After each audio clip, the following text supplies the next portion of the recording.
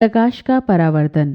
जब प्रकाश की किरणें एक माध्यम में चलकर किसी तल पर आपतित होती हैं तो कुछ प्रकाश की किरणें उसी माध्यम में वापस लौट जाती हैं।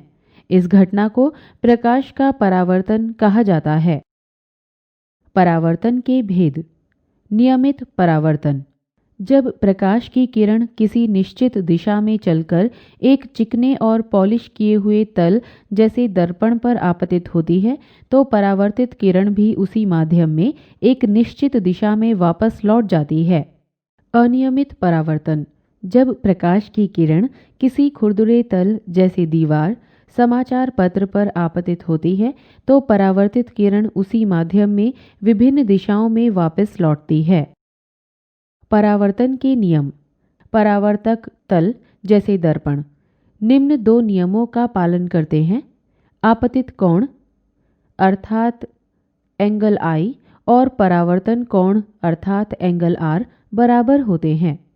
आपतित किरण, आपतन बिंदु पर अभिलंब तथा परावर्तित किरण तीनों एक ही तल में होते हैं। समतल दर्पण द्वारा प्रकाश की घटना को दिखाया गया है। AO आपतित किरण है जो दर्पण पर आपतित होती है। ON दर्पण के बिंदु O पर खींचा गया अभिलंब है। परावर्तित किरण OB की दिशा इस प्रकार है कि आपतन कोण = परावर्तन कोण, या एंगल AON = एंगल BON, या एंगल I = एंगल R। आपतित किरण, आपतन बिंदु पर अभिलंब तथा परावर्तित किरण तीनों एक ही तल में होते हैं। गोलीय दर्पण। परावर्तक तल समतल जैसे समतल दर्पण नहीं होने चाहिए। प्रायः सभी वक्र दर्पण गोलीय होते हैं, अर्थात वे गोले का एक भाग होते हैं। गोलीय दर्पणों का वाहन चालक अपने वाहनों में सर्वाधिक प्रयोग करते हैं। विश्व की सबसे बड़ी दूरदर्शी में एक बहुत विशाल गोलीय दर्पण का प्रयोग किया गया है जिससे सुदूर स्थित तारों से आने वाले प्रकाश को एकत्रित किया जा सके। गोलीय दर्पण के प्रकार। गोलीय दर्पण खोखले गोले के भाग का परावर्तक तल होता है। गोलीय दर्पण दो प्रकार के होते हैं: अवतल दर्पण या अभिसारी दर्पण, उत्तल दर्पण या अपसारी दर्पण। अवतल दर्पण। यदि प्रकाश का परावर्तन दर्पण के खोखले तल से हो, जैसे चित्र में दिखाया गया है, तो इसे अवतल दर्पण कहते हैं। ध्यान दें, अवतल दर्पण APB उस गोले का एक भाग है जिसका केंद्र C परावर्तक तल के सामने है।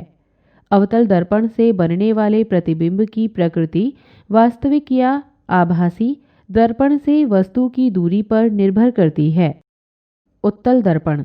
यदि प्रकाश का परावर्तन दर्पण के उभरे हुए तल से हो, जैसा चित्र में दिखाया गया है, तो इसे उत्तल दर्पण कहते हैं। उत्तल दर्पण KPL उस गोले का एक भाग है जिसका केंद्र C परावर्तक तल के पीछे है। उत्तल दर्पण में वस्तु का प्रतिबिंब सदैव वस्तु से छोटा, सीधा, आभासी बनता है, चाहे वस्तु कहीं भी रखी हो। गोलीय दर्पण संबंधी परिभाषाएं। C दर्पण का वक्रता केंद्र है। दर्पण जिस खोखले गोले का भाग होता है उसके केंद्र को वक्रता केंद्र कहते हैं। P दर्पण का ध्रुव है। दर्पण के मध्य बिंदु को दर्पण का ध्रुव कहते हैं। CP दर्पण की वक्रता त्रिज्या R होती है। यह उस गोले की त्रिज्या होती है जिसका दर्पण एक भाग होता है। रेखा PC को दर्पण की मुख्य अक्ष कहा जाता है। यह एक सरल रेखा होती है जो दर्पण के ध्रुव P और वक्रता केंद्र C को मिलाती है तथा दोनों ओर बढ़ाई जा सकती है। AB दर्पण का द्वारक कहलाता है। F को दर्पण का मुख्य फोकस बिंदु कहते हैं और यह मुख्य अक्ष पर स्थित होता है। अवतल दर्पण में मुख्य अक्ष के समांतर आने वाली किरणें परावर्तन के बाद मुख्य फोकस F पर मिलती हैं। इसी आधार पर अवतल दर्पण को अभिसारी दर्पण भी कहते हैं। उत्तल दर्पण में मुख्य अक्ष के समांतर आने वाली किरणें परावर्तन के बाद दर्पण के पीछे F से अपसारित होती हुई प्रतीत होती है। इसी कारण उत्तल दर्पण को अपसारी दर्पण भी कहते हैं। Fp को दर्पण की फोकस दूरी f कहते हैं। प्रत्येक स्थिति में दिखाया जा सकता है कि f = r/2।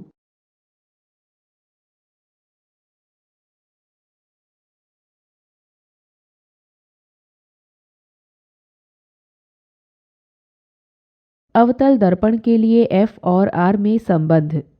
एक छोटे द्वारक का अवतल दर्पण जिसका ध्रुव P, मुख्य फोकस F तथा वक्रता केंद्र C है, परिभाषा से PC = R और PF = F। मुख्य अक्ष के समांतर चलने वाली प्रकाश की किरण AB दर्पण से B पर टकराती है और परावर्तन के बाद दर्पण के मुख्य फोकस F से जाती है। रेखा CB दर्पण की त्रिज्या है, अतः यह दर्पण के बिंदु B पर अभिलंब होगी। इसलिए एंगल ABC = I आपतन कोण और एंगल CBF = R परावर्तन कोण।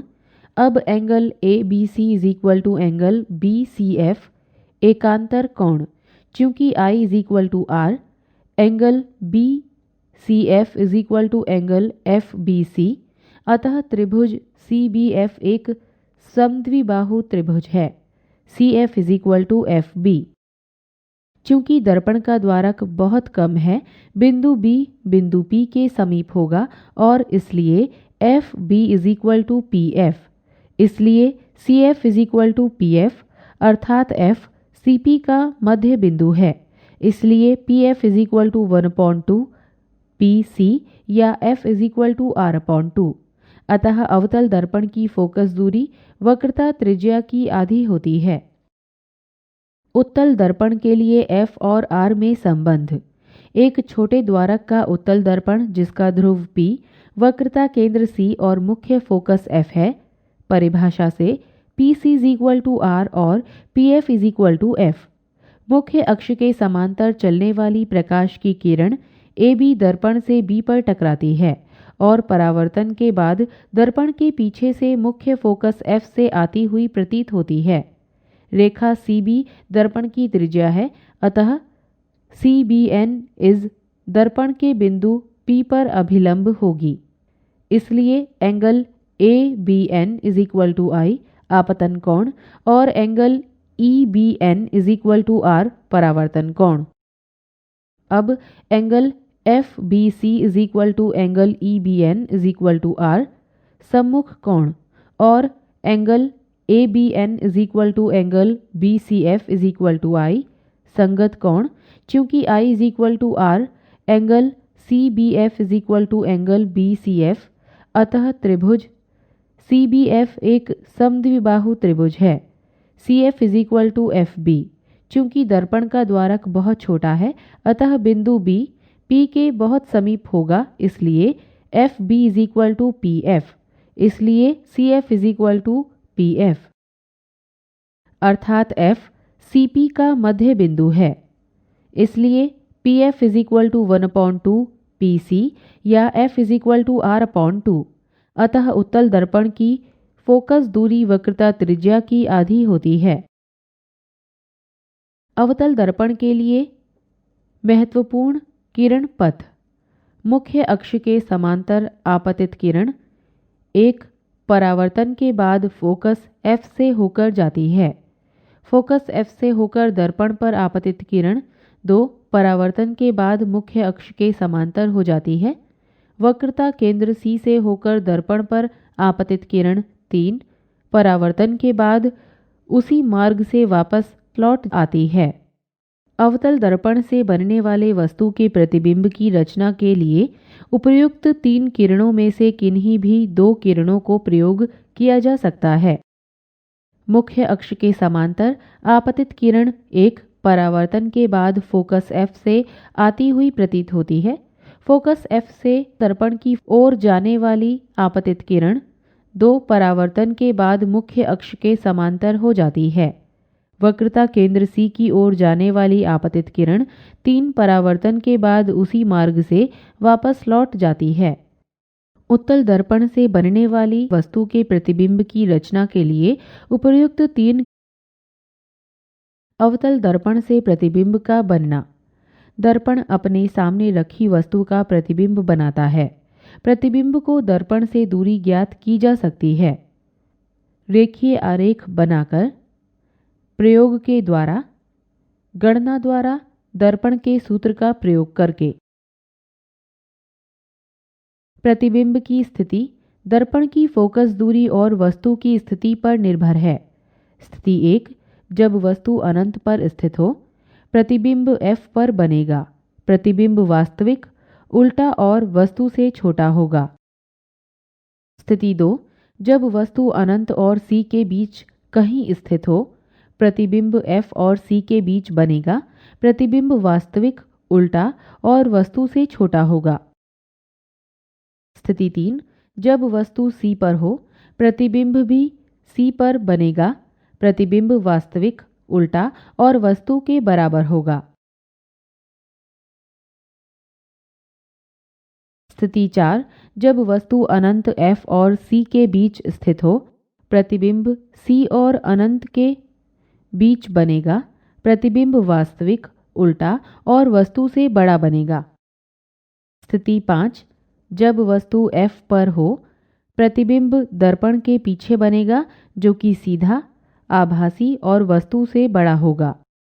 स्थिति 6, जब वस्तु अनंत P और F पर स्थित हो, प्रतिबिंब दर्पण के पीछे बनेगा जो कि सीधा, आभासी और वस्तु से बड़ा होगा। उत्तल दर्पण से प्रतिबिंब का बनना। उत्तल दर्पण में वस्तु दर्पण के सामने कहीं भी रखी हो तो प्रतिबिंब हमेशा दर्पण के पीछे बनेगा जो कि सीधा, आभासी और वस्तु से छोटा होगा तथा दर्पण के ध्रुव P और फोकस F के बीच स्थित होगा। जैसे जैसे वस्तु को दर्पण की ओर लाते हैं, दर्पण के पीछे बना प्रतिबिंब ध्रुव की ओर खिसकता है। जब वस्तु दर्पण की फोकस दूरी पर होती है तो वस्तु का प्रतिबिंब दर्पण के पीछे बिल्कुल ध्रुव और फोकस के मध्य बिंदु पर बनता है। वस्तु मुख्य अक्ष के बाहर हो, जैसे चित्र A, B और E पर स्थित प्रक्षेप द्वारा देखा जा सकता है। प्रक्षेप का दृष्टि क्षेत्र H, T और RS के बीच में है, जहां T और S दर्पण के सिरे हैं। इस प्रकार वस्तु का सीधा प्रतिबिंब बनने के अतिरिक्त उत्तल दर्पण का दृष्टि क्षेत्र बढ़ा होता है और इसलिए वाहन चालक उत्तल दर्पण का प्रयोग करते हैं। जब प्रकाश किसी माध्यम में किसी वस्तु के तल पर आपतित होता है तो कुछ प्रकाश उसी माध्यम में वापस लौट आता है। इसी घटना को परावर्तन कहते हैं। गोलीय दर्पण गोलीय तल का परावर्तक भाग होता है। गोलीय दर्पण 2 प्रकार के होते हैं, अवतल दर्पण या अभिसारी दर्पण, उत्तल दर्पण या अपसारी दर्पण। अवतल दर्पण की फोकस दूरी दर्पण की वक्रता त्रिज्या की आधी होती है।